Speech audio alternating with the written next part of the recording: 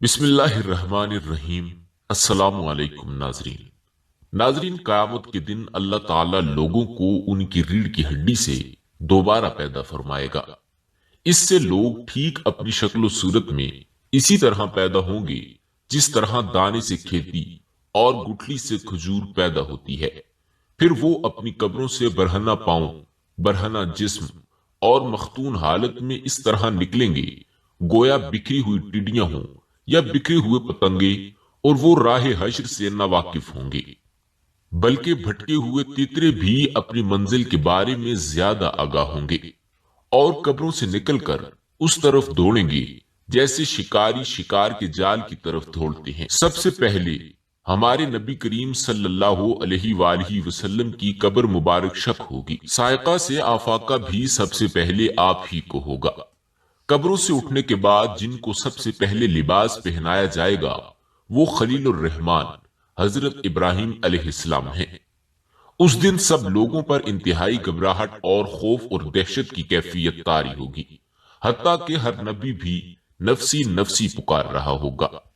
ناظرین، جو شخص بھی سورہ قمر، معارج اور القاریہ جیسی صورتوں میں آیات بعثت کو پڑھے گا تو اس کے سامنے مذکورہ باتوں میں سے بہت سی باتیں واضح ہو جائیں گی، اور صحیحین میں حدیث ہے کہ نبی کریم صلی اللہ علیہ وآلہ وسلم نے فرمایا کہ قیامت کے دن تم لوگ ننگے پاؤں، ننگے بدن اور بغیر ختنہ کے اٹھائے جاؤ گے۔ پھر آپ صلی اللہ علیہ وآلہ وسلم نے اس آیت کی تلاوت کی، جس طرح ہم نے انہیں پہلی مرتبہ پیدا کیا تھا اسی طرح ہم دوبارہ لوٹائیں گے، یہ ہماری جانب سے وعدہ ہے اور بے شک ہم اسے کرنے والے ہیں۔ پھر سب سے پہلے ابراہیم علیہ السلام کو کپڑا پہنایا جائے گا، پھر میرے اصحاب کو دائیں جانب یعنی جنت کی طرف لے جایا جائے گا، لیکن کچھ کو بائیں جانب یعنی جہنم کی طرف لے جایا جائے گا۔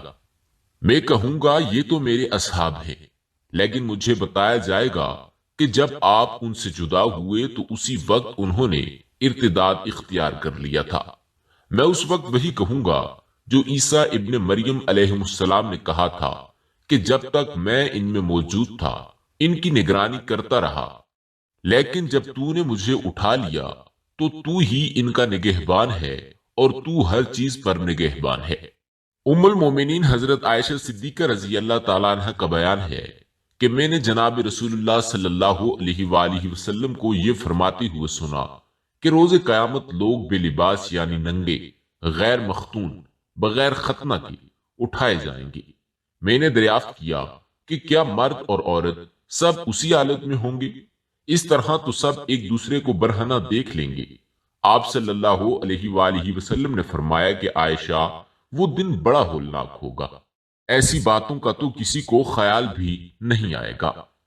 ناظرین، حضرت ابو ہریرہ رضی اللہ تعالیٰ عنہ سے روایت ہے کہ ایک دعوت میں ہم حضور نبی اکرم صلی اللہ علیہ وآلہ وسلم کے ساتھ تھے تو آپ صلی اللہ علیہ وآلہ وسلم کی خدمت میں بکری کی دستی یعنی ران کا گوشت پیش کیا گیا، کیونکہ یہ آپ صلی اللہ علیہ وآلہ وسلم کو بہت مرغوب تھا۔ آپ صلی اللہ علیہ وآلہ وسلم اس دستی میں سے گوشت کاٹ کاٹ کر تناول فرمانے لگے اور فرمایا کہ میں قیامت کے روز تمام انسانوں کا سردار ہوں۔ تم جانتے ہو کہ اللہ تعالیٰ سب اگلوں پچھلوں کو ایک چٹکل میدان میں جمع کیوں فرمائے گا؟ تاکہ دیکھنے والا سب کو دیکھ سکے اور پکارنے والا اپنی آواز بیک وقت سب کو سنا سکے، اور سورج ان کے بالکل نزدیک آ جائے گا۔ اس وقت بعض لوگ کہیں گے کہ کیا تم نہیں دیکھتے کہ کس حال میں ہو، کس مصیبت میں پھنس گئے ہو؟ سو ایسے شخص کو تلاش کیوں نہیں کرتے جو تمہارے رب کے حضور تمہاری شفاعت کرے؟ بعض لوگ کہیں گے کہ تم سب کے باپ تو حضرت آدم علیہ السلام ہیں۔ پھر وہ ان کی خدمت میں حاضر ہو کر عرض کریں گے کہ اے سیدنا آدم، آپ ابو البشر ہیں۔ اللہ تعالیٰ نے آپ کو اپنے دست قدرت سے پیدا فرمایا اور آپ کے اندر اپنی روح پھونکی اور فرشتوں کو حکم دیا تو انہوں نے آپ کو سجدہ کیا اور آپ کو جنت میں سکونت بخشی۔ کیا آپ اپنے رب کے حضور ہماری شفاعت نہیں فرمائیں گے؟ کیا آپ نہیں دیکھتے کہ ہم کس مصیبت میں گرفتار ہیں، ہم کس حال کو پہنچ گئے ہیں؟ حضرت آدم علیہ السلام فرمائیں گے کہ میرا رب آج اتنا غضبناک ہے، اتنا غضبناک نہ وہ پہلے کبھی ہوا ہے اور نہ کبھی بعد میں ہوگا۔ مجھے اس نے ایک درخت کا میوہ کھانے سے منع فرمایا تھا تو مجھ سے اس کے حکم میں نادانستگی سے لغزش ہوئی، لہذا مجھے اپنی جان کی فکر ہے۔ تم کسی دوسرے کے پاس جاؤ، تم حضرت نوح علیہ السلام کے پاس چلے جاؤ۔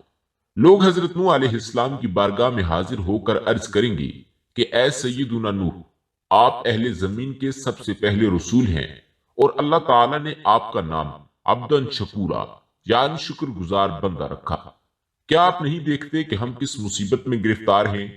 کیا آپ نہیں دیکھتے کہ ہم کس حال کو پہنچ گئے ہیں؟ کیا آپ اپنے رب کے حضور ہماری شفاعت نہیں فرمائیں گی؟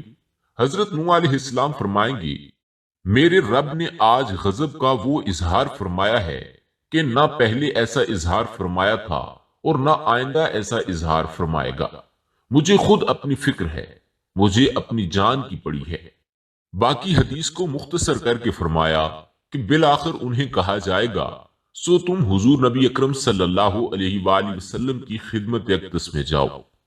آپ صلی اللہ علیہ وآلہ وسلم نے فرمایا، پھر لوگ میرے پاس آئیں گے تو میں عرش کے نیچے برگاہ الہی میں سجدہ کروں گا اور اللہ تعالیٰ کی طرف سے فرمایا جائے گا کہ اے محمد مصطفیٰ، اپنا سر اٹھائیں اور شفاعت کریں۔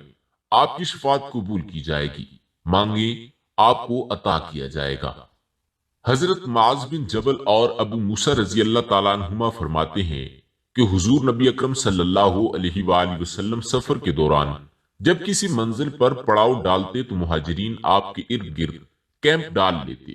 فرماتے ہیں اسی طرح کسی سفر کے دوران ہم ایک جگہ پر اترے تو حضور صلی اللہ علیہ وآلہ وسلم نے قیام فرمایا اور ہم آپ کے ارد گرد تھے۔ فرماتے ہیں میں اور معاذ رات کو نیند سے بیدار ہوئے تو آپ صلی اللہ علیہ وآلہ وسلم کو دیکھا۔ آپ کو اپنی جگہ پر نہ پا کر ہم آپ کی تلاش میں نکل پڑے تو ہم نے بادلوں کی گڑگڑاہٹ جیسی آواز سنی۔ اس اثنا میں آپ کو تشریف لاتے دیکھا۔ آپ صلی اللہ علیہ وآلہ وسلم نے فرمایا کہ تمہارا کیا معاملہ ہے؟ انہوں نے عرض کیا کہ ہم نیند سے بیدار ہوئے تو آپ کو اپنی جگہ پر نہ دیکھ کر ہم ڈر گئے کہ شاید آپ کے ساتھ کوئی معاملہ پیش آیا ہے، لہٰذا ہم آپ کی تلاش میں نکل کھڑے ہوئے۔ آپ صلی اللہ علیہ وآلہ وسلم نے فرمایا کہ اللہ تعالیٰ کی طرف سے ایک آنے والا حالت نیند میں میرے پاس آیا تو اس نے مجھے میری آدھی امت کے بغیر حساب کے جنت میں داخل کیے جانے یا شفاعت کرنے کا اختیار دیا، پس میں نے ان کے لیے شفاعت کو اختیار کر لیا۔ ہم نے عرض کیا کہ ہم آپ سے اسلام کے صدقے اور آپ کے ساتھ صحابیت کا شرف پانے کے وسیلے سے التجا کرتے ہیں کہ آپ ہمیں جنت میں داخل فرمائیں گے۔ فرماتے ہیں لوگ آپ کے ارد گرد جمع ہو گئے اور انہوں نے بھی آپ سے ہمارے کہنے کی طرح عرض کیا اور لوگوں کی تعداد بڑھتی گئی تو آپ صلی اللہ علیہ وآلہ وسلم نے فرمایا کہ میں اپنی شفاعت ہر اس شخص کے لیے کروں گا جو اس حال میں فوت ہوا کہ اللہ تعالیٰ کے ساتھ شرک نہ کرتا ہو۔ ناظرین، قیامت کے روز سب سے پہلے حضرت ابراہیم علیہ السلام کو لباس پہنایا جائے گا۔ علامہ سیوطی رحمہ اللہ نے نقل کیا ہے کہ اس میں حضور اکرم صلی اللہ علیہ وآلہ وسلم نے فرمایا کہ جس لباس کو پہنے ہوئے انسان کو موت آتی ہے وہی لباس اس کو روز محشر میں پہنایا جائے گا۔ انسان دنیا میں مرتا ہے تو مرتے وقت جو لباس اس کے جسم پر رہتا ہے وہی لباس اس کو قیامت کے دن میدان محشر میں پہنایا جائے گا۔ اسی لیے علماء فرماتے ہیں کہ اچھا لباس ستر والا لباس جس میں اعضاء پورے پورے چھپے ہوئے ہوں، ایسا لباس زیب تن کرنا چاہیے، اور اگر ہو سکے تو ایسا لباس جو ظاہری اور معنوی طور پر بے انتہا مقبول ہو، یعنی حلال بھی ہو، پھر شریعت کے موافق بھی ہو اور پاک و صاف بھی ہو، کسی قسم کی گندگی لگی ہوئی نہ ہو، ایسا لباس پہننا چاہیے تاکہ قیامت کے دن اسی لباس کو پہن کر وہ اللہ کے دربار میں حاضر ہو۔ ناظرین، قیامت کے دن وہ شخص بڑا خوش نصیب ہوگا جس کے حصے میں یہ سعادت آئے گی کہ رسول کریم صلی اللہ علیہ وآلہ وسلم اس کی شفاعت فرمائیں۔ نبی کریم صلی اللہ علیہ وآلہ وسلم یہ شفاعت باذن اللہ فرمائیں گے اور اسی شخص کے بارے میں یہ شفاعت و سفارش ہوگی جس کے بارے میں اللہ تعالیٰ اجازت دیں گے۔ اللہ تعالیٰ سے دعا ہے کہ وہ تمام مسلمانوں کو کل بروز حشر نبی کریم صلی اللہ علیہ وآلہ وسلم کی شفاعت نصیب فرمائے، آمین بجاہ النبی الامین صلی اللہ علیہ وآلہ وسلم۔